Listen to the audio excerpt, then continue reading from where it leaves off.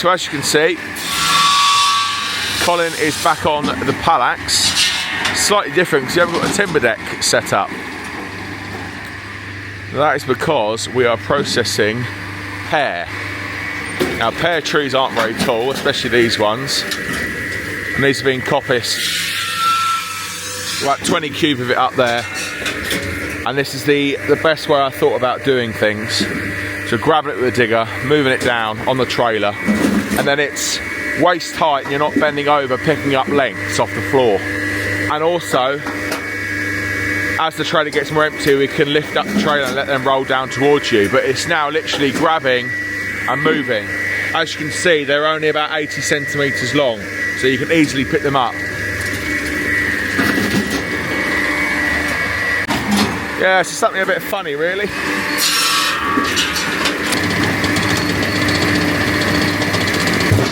Some of them are really gnarly and knotty. Some of them are a little bit more straight grained, but Colin's doing a fantastic job.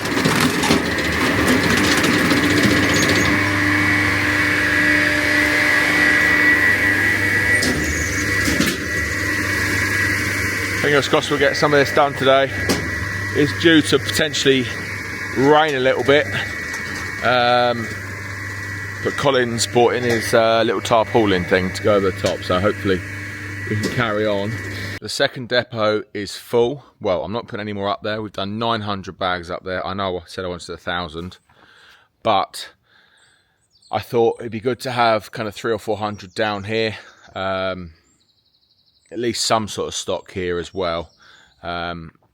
So yeah, majority of that is 10-inch, and that's going off to a customer on a walking floor next week. This is mine, and those logs there are dry. They should be bagged up. When that goes, we'll just keep filling cages. We're gonna have all cages full of 9-inch. And got some long 55 centimetre, I think they are. I don't know what that is in inches, but that's going off to a customer next week. I'm not saying we're running out of cages, but we are filling them. But depending on how many we put in the lorry, there's going to be a lot of cages end of next week. But that's all right because we've got loads of timber. This is what this video is about, really. We've got timber coming out of our ears. We've got Palax stuff here that I've kind of sifted out of a load. This, from the bookends, was full all the way along. It was like being back in winter. It was quite nice. Scary how much we've gone through, but there's a lot of Palax stuff. I can just hear Christian turning up with more timber. So we're sifting through this, taking out the factory stuff. And as you can see, we're putting the Palax stuff to the right, and then we'll go through all the Palax stuff after. Christian's just turning up now. I don't know if you guys will remember, but there was that job I was levelling out ruts in a woodland, and everything was cut to 4 meters. This was about a year ago, maybe 18 months ago. And I was saying I potentially will be able to get some timber. Anyway, that being said, I did buy a stack, and it's all 4 metre because it was destined for a chipper, but it's such lovely stuff. I managed to buy about 120 tonnes worth. Limited access, so we're having to use the Unimogs to get it out. But look at that, bone dry, straight factory stuff. Right, Christian? Howdy. Howdy. So, just unloading this in the second field, getting stocked up. Unsure when we're going to use this. Maybe we'll use it in the winter as a bit of a buffer because it's so dry. It will take a little bit less time in the kiln, and it's big stuff, so it will go through the factory nice. Some of it is too big, don't be wrong, but that is going to make a lot of logs, 4 meters of that. So yeah, it's just better to have it in stock than not. 2 bays of 4 meters on the Grizzly trailer. Let's get it unloaded.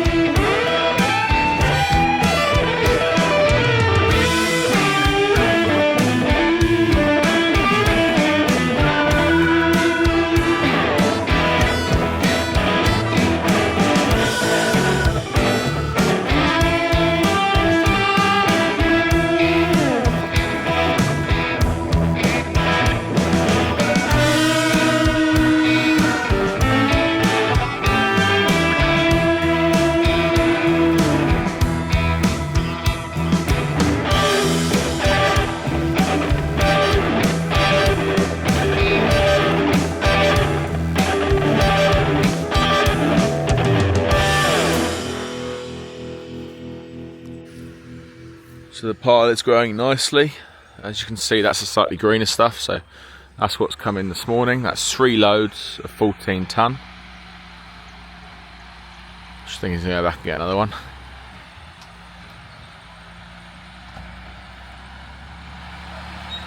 I know you lot absolutely love this rig. I certainly do.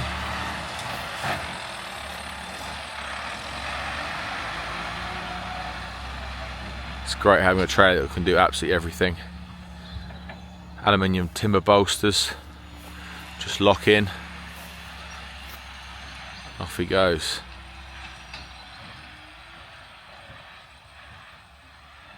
Cows are out in the front field. Just about to see them. I can't zoom in anymore. The mighty Kubota though, honestly, that thing is fantastic. That's one of my best purchases of a timber yard. If you've got a timber yard and you're debating whether to get a digger or not, it doesn't have to be an 8-tonner, but I have to admit, with the bigger bits of timber that we're dealing with, you wouldn't want to go any smaller unless you want to pick up one bit at a time. And it does also allow you to unload Arctics or Unimogs, whatever brings it in. We do get flats in that has no crane on it, and we can unload it quite easily with this. I wouldn't think you can do it with a 5-tonner, depends. But if you can just afford a 3-ton yard machine with a fixed rotating head, or even doesn't have to be rotating, it would get a bit of a pain because that is ideal having the rotator on it. But it's so much better than like a dangle head, having a fixed, because then you can crowd it back and really move stuff where you want it to go. So if you are debating it, I would suggest it if cash flow allows. It does make your life one hell of a lot easier, and for sorting timber, like we can get Palax stuff ready, factory stuff ready, so easy to sort. You can really pick your way through with one of those. A dangle head's a little bit harder, but yeah, there is a couple of bits here, you know, that won't go through the factory, that will at a push. I don't know what the other end is like, but yeah, this was destined for a chipper, believe it or not. Big biomass boiler on an estate, and they had surplus. They've actually got a lot of surplus coming up at the end of summer, so fingers crossed we can just keep buying from them, keep building up stocks here at Oak Farm. We have got a lot in. I don't think I'm going to get the oversized processor in this year, maybe next year, but we have probably got 250 tonne of just oversized in stock. We're actually going down in the second field now, look. Pretty scary. We've got some softwood here for kindling production. I've actually got some alder in there as well that I'm picking out of this stuff that came out of Ticehurst. So that's alder there. That makes absolutely lovely kindling as well. Splits just as nice as softwood. Some would argue better. We've got some kind of reject softwood there. You can see a couple of bugs in some of these bits, so I've put them a bit separate. Need to cut that up into burner fuel and incinerate it in the biomass boiler. We have got quite a bit of waste here. The little Eco Angus is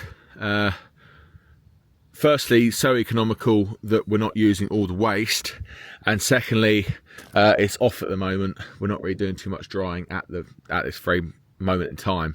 That there is all the waste off the cleaner from basically filling up the second depot, so that's about 900 bags worth of waste.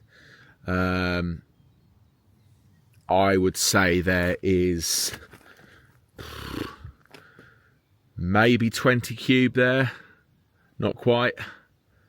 Yeah, about 20 cube there of waste. Yes, not ideal. Now we will come back up here and grab some of this up and put it through the burner if it dries over summer, but I may just sell it as it is. I know someone that might be interested, and they'll chip it up and use it for their biomass boiler. So I think we might just go for that option, clean it up. I'd like to get all this cleaned up really. All this is seasoned timber up to about here. Then we've got oak. We're keeping the oak for specialist stuff, but all this here is seasoned timber. That's all going to go into vented bags and stay here at Oak Farm. This is slightly greener. This is about 6 to 8 months old, so it has cracked open a little bit. And like I said just now, we're sectioning out all the Palax stuff. It's a good mix of ash, sycamore and alder, this lot, which is real nice. And as I say, we're picking out the alder. If it's big like that, we're processing it into firewood. If it's gnarly like that, we're processing it into firewood. But then if we get a real nice straight piece that will go through the killing machine like that, we're keeping it, putting it aside. Just utilising what we get in a load, guys. It's not all about just smashing it out into firewood. Believe it or not, trying to find nice softwood down here is actually quite hard, unless you go kind of sawmill grade, and then it's quite expensive. It's actually more expensive than hardwood. So I'm just picking out alder out. That's enough stuff for us. We don't do absolutely loads of kindling. We do probably about 5,000-6,000 nets a year. I have reduced how much I actually sell in the trade now, because it's just it's not really cost effective, if I'm honest. I like to concentrate on the logs if I'm going to do trade and wholesale.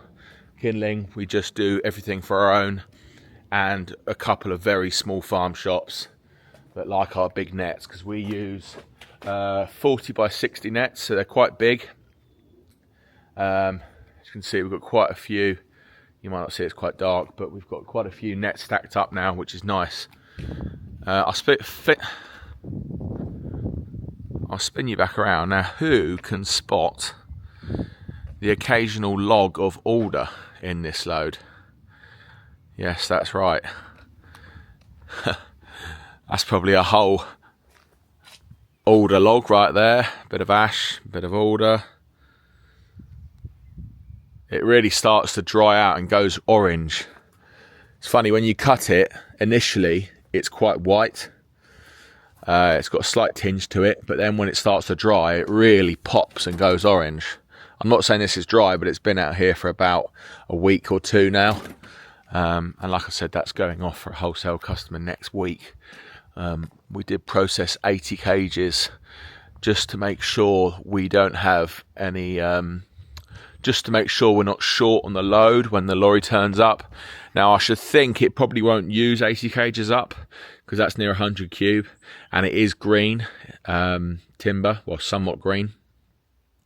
But I didn't want to process 50 or 60 cages, lorry turn up, and we run out, basically, because I cut all my stuff to 9 inches, and this customer wanted 10 inches, and then he may be ordering a load of 8 inch as well. So providing this load goes well, we might have a second wholesale order, which really helps during the summer months. We've got a lot of timber to pay for. The timber keeps coming in. It's very hard to say no to timber when it's offered to you this time of year, because you know winter isn't actually that far away. The oversized, that's just stacking up nice, making a nice wall over there as well. It's just a bit of a savings account, and I think next year, by the time we've gone through this winter and sifted out another probably 100 tons of oversized, we'll have 350 to 400 tons of timber that is part seasoned, ready to go, and we'll get a big processor in for say a week, 10 days, and we'll just smash it out. We'll have to make sure we've got a lot of empty IBCs ready, and we'll just probably fill up all the IBCs in one hit, and then we'll do all the bulk bags conventionally on the factory or the Palax. But my idea of having a complete clean up along here went out the window when we had about 200 tons in, actually. I'm about to say 180 tons, but it's about 200 tons in total. It was literally full up from the bunkers here all the way along to the end. So real nice. Just I would like to get that completely cleared, get every last log processed, have a scrape up, have a burn up of all the bark, just to try and eliminate any fire risk, because I'm on a bit of a Facebook page and it's quite scary how many fires are happening in yards, and I think it's down to cleanliness. So we do try and keep the place tidy. It's a very hard job to keep tidy because obviously sawdust is made all the time. But under timber decks, under the cordwood decks, all that dry bark is a recipe for disaster. So yeah, I'd like to get this processed, get a bucket in here, bucket it all into a pile, have a nice safe fire, and then we're back down to dirt. And that really does reduce fires in stacks, I think. So guys, I hope you enjoyed this little video. It was a little bit of a catch up. We've got a load more subscribers on the channel, so I'd really like you guys to jump in the comment section and let me know whereabouts you're from. I'm really interested to see how far this channel's gone, who's into firewood. Do you personally do firewood yourself, or do you just like watching it? So yeah, drop me a comment in the comment sections below. I do read all the comments. That being said, I'll see you guys in the comments, and I'll see you on the next one. Cheers.